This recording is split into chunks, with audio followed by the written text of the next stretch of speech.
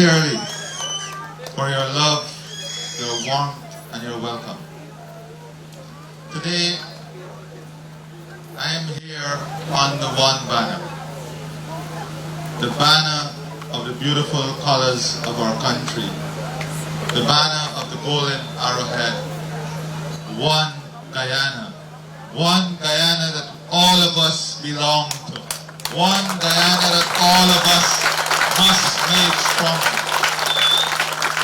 And every single day that you entrust me with the responsibility to lead this beautiful country, my only commitment to you is that I will spend every ounce of my energy in realizing one Guyana. You have the freedom to make choices. You have the freedom to make choices that are good for you and good for your communities. And in exercising that freedom, all I ask humbly of you is to always be responsible in exercising that freedom. And the government I lead would work every single day to ensure that your rights to exercise that freedom is never ever taken away from you, but is given to you stronger and better. I came back from a very long journey this morning, and the entire weekend is already planned. Tomorrow I'll be in Region 5, and I could not come here today. You have shown me immense love every time I came to this village. Every single time you have shown me love. And I'm very humbled that you have given me this opportunity to give back to you and to serve you. I'm very humbled at serving you. I am not here superior to anyone. I am here only as your chief servant, the one you have entrusted to serve you at the highest level. And I want you to know I will do this to the best of my ability.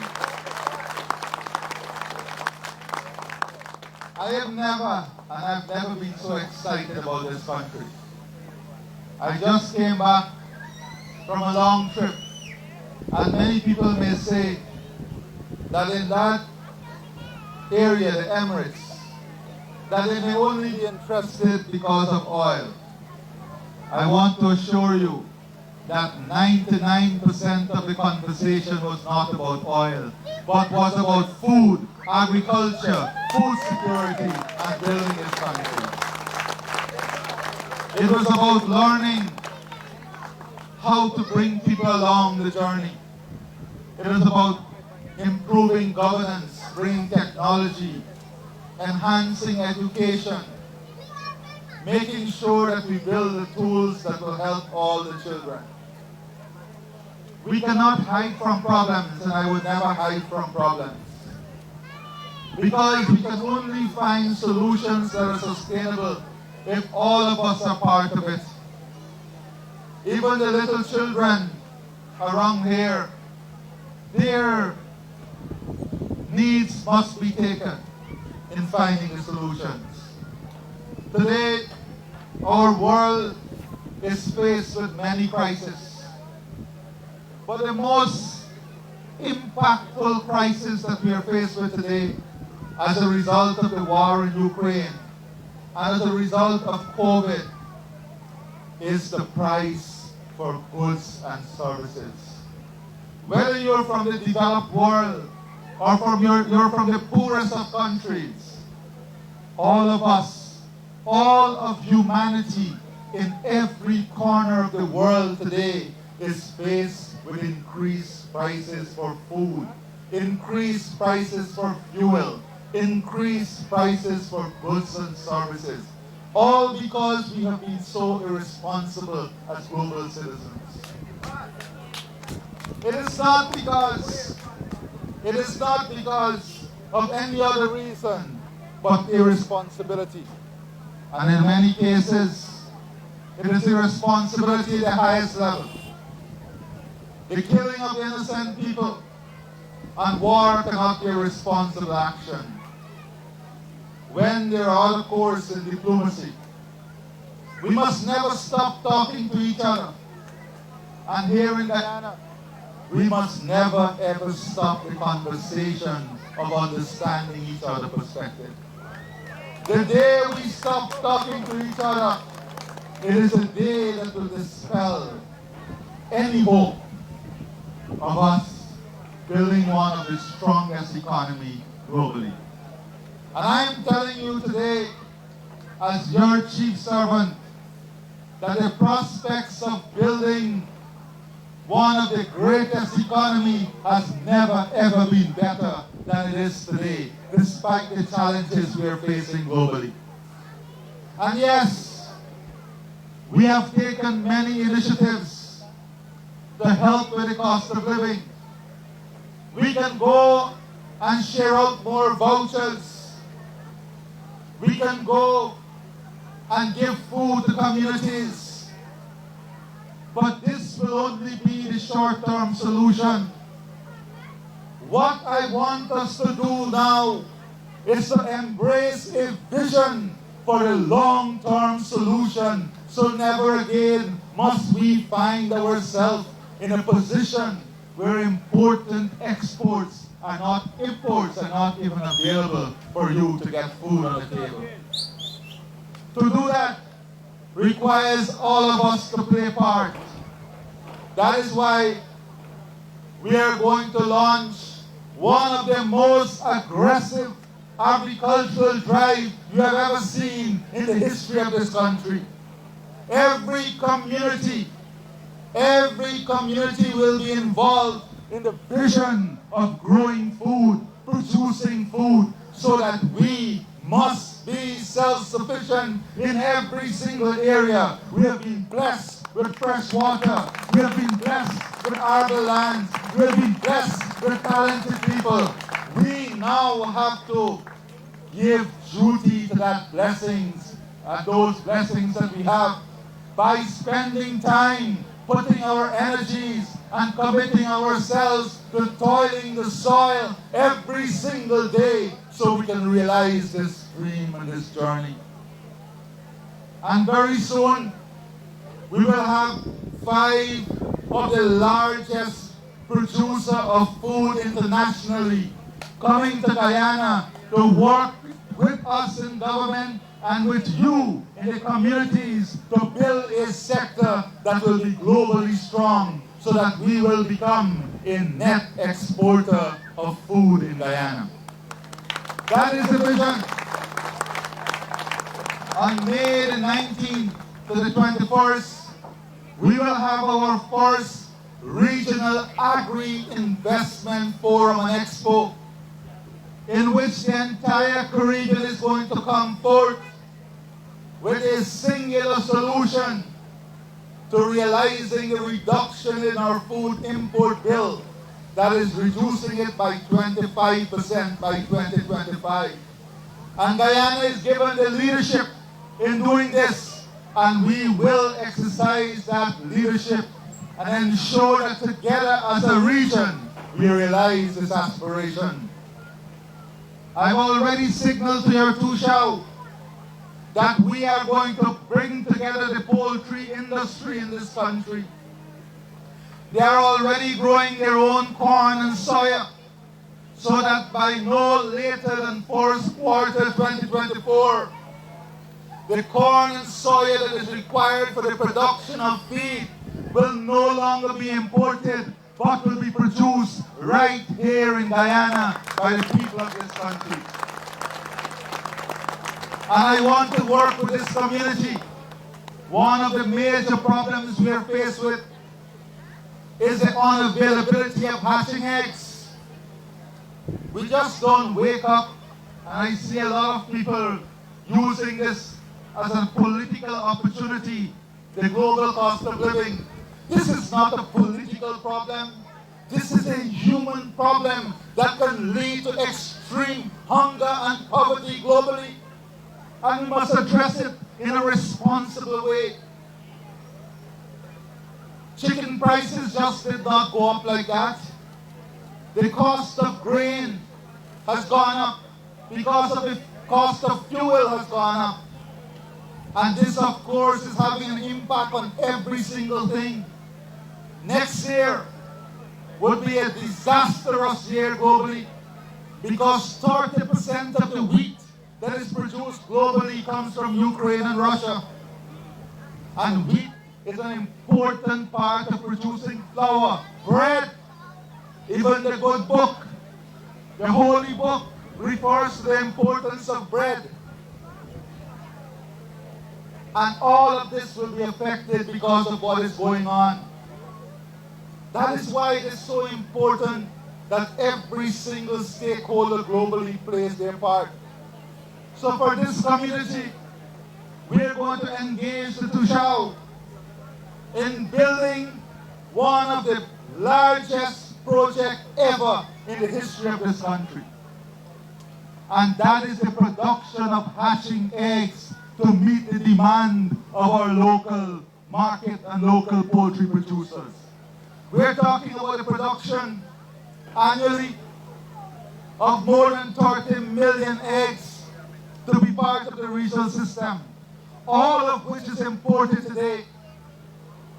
And not only has the price gone up, but there is very limited availability and we're suffering.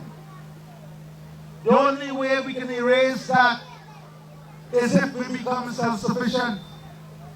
And that is the goal, to work with this community in being the leading hatchery and hatching egg producer in our country. So very soon, in the coming week, we will bring together the private sector with the community, and once we can agree on the project and agree to work together, the government will support you and the government will embrace this project so that within just 1.5 years, we can be self-sufficient in producing our own hatching eggs. We have to create a vision for this country. And I'm starting community by community. You have an excellent tourism product, but we also need to help you in investing in some basic infrastructure that will help the product to accelerate its marketing. Now, I'm not proposing that we convert the sand into asphalt because that will destroy the product. Our product is a different product. Our product is a rugged, natural product. It's eco. And we must not get carried away that we need fanciful infrastructure. What we need is supporting infrastructure. I've already asked Minister Anand and the Ministry of Agrarian Affairs to examine the main road network in the community because, and I must apologize to all of you for the sand that was blown. I wish you could have controlled that, but I was advised by the Right Honorable Mike Charles that it was outside of our control, and I apologize, although it is still outside of our control. So, we are going to identify some key infrastructure that is necessary for a forward movement of the tourism sector. Tushao spoke about connectivity. Although tourists will come for an eco product, they still need to be in connection with the rest of the world. So we have to invest to ensure we have decent internet. Decent internet for the community and those who will come to enjoy the services of the community. We have to invest in education, in training and development, in ensuring that every single child here has the best shot possible at life through a good education and healthcare system. And those are the things we invest in. One Guyana is not only a concept that is social in nature. One Guyana is a concept that is economic in nature. We cannot achieve one Guyana unless all our people of this country has an equal shot at prosperity and development. And the greatest way to do that is to invest in our children, giving them the best possible shot at education, good health. And guess what? We have just signed an MOU with the cabinet of the UAE. And in that MOU lies the possibility of training thousands of primary school children in coding. Lies the possibility of training all our secondary school children in the basics of software development. These are the initiatives that will transform our country. These are the initiatives that will give these children a better shot at life. And we must invest so that they get a better shot at life. So I'm not here to talk to you about the initiatives for the school children grant, the uniform grant, investing in transportation. No, that is the responsibility you have given us when you elected us. That is the responsibility you gave us, and we have a duty to deliver that. But from today, I am talking to Guyana and every single community about a vision, a mission, and that mission is to create a strong, resilient, and sustainable Guyana for all of us. We can only do this together. We can only do this if we respect each other. We can only do this if we care about each other. And you cannot care for a stranger if you can't care for your family. That is why we must all work on building stronger families. We must all work on letting our children experience love in our homes. And then we must take that love that we share with our family to the community, so that our community can be built on the foundation of love. And then we must take that love from the community to all across the country. We must not build an environment in which there is conflict, and in which there is mental and physical abuse. Those are things that cannot be part of this one Guyana. Those are things that cannot be part of the future of this country. And I will spend time across this country to talk to all of us about the importance of these ingredients as necessary parts of building this one Guyana. So I ask you to start with the family, expand it to your community, and take it all across this country. Our love must not only be on occasions. It must not be only when we're celebrating, but it must be part of who we are. It must be part of what makes us Guyanese. It is that love that must penetrate the hearts of the children, so that they will know no other way in the future but one Guyana, a strong, united land in which prosperity comes for all the people of this country. So today, in addition to what we've already done, we're going to do a few things. I mentioned two. We're going to work on infrastructure. We're going to work on this project to produce the eggs. But I want to leave with you, the young people and the children, some sporting equipment, and I want to hand over to the village $500,000. But this money must only be used for a project that brings benefit to the children. So you will reach as a community and you will discuss what is the best possible way. But I want to give you an incentive in making that decision. If you require vegetables